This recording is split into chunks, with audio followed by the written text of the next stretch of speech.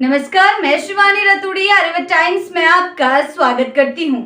जनशक्ति Janata Dal chief और पूर्व विधायक तेज प्रताप यादव विधानसभा चुनाव हारने के बाद अब अपना सरकारी आवास छोड़ दिया है।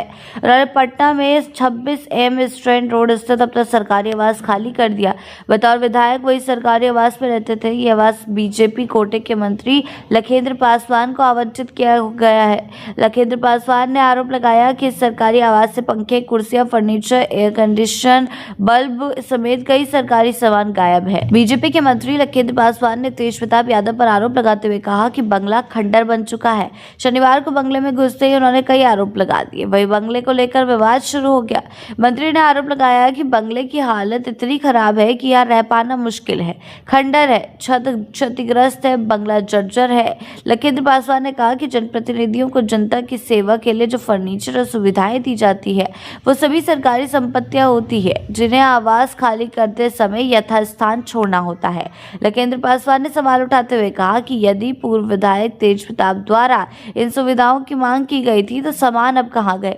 ये सवाल तेज प्रताप यादव से पूछा जाना चाहिए। मंत्री के अनुसार उन्होंने भवन निर्माण विभाग को इसकी जानकारी दी है जिसकी जांच की जाएगी। लखेंद्र पासवान के इन आरोपों पर अभी तक तेज प्रताप यादव की तरफ से कोई भी प्रतिक्रिया नहीं आई है। देखना यह होगा कि इन आरोपों पर जेजेडी प्रमुख तेज प्रताप यादव की प्रतिक्रिया क्या होगी।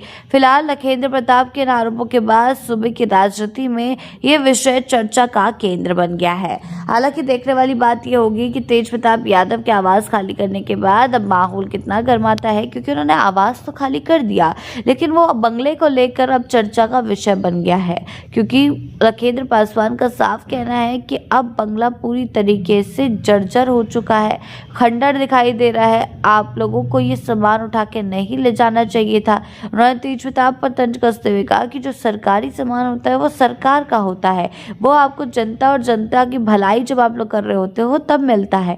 ऐसे अगर आप उसको ले जाओगे तो ये सही नहीं है। लगातार इस मामले में विवाद खड़ा होता हुआ दिखाई दे रहा है। देखने को मिल रहा है कि कैसे अब तेज प्रताप पर उंगलियां उठ रही है, उनके आवास पर उंगली उठ रही है और इस तरीके का जो कृत्य सामने आया है उससे बिहार की जनता में एक बड़ी लहर जो है चर्चा की फैल गई है। क्योंकि अगर तेज प्रताप द्वारा सच में अगर ऐसा किया गया है तो इस मामले में अब देखना होगा कि क्या पुलिसकर्मी करते हैं, क्या विधायक दल के नेता करते हैं, क्या कुछ बीजेपी का आगे चलकर कहना होगा। क्योंकि अगर सचमुच तेज प्रताप ने ये किया है तो उनका ये सामान सब कुछ वापस लौटाना ही होगा, क्योंकि वो सरकार का सामान है। वही दूसरी ओर ये भी देखने वाली बात होगी कि आखिर तेज प्रताप यादव की इस मामले पर क्या प्रतिक्रिया आती है।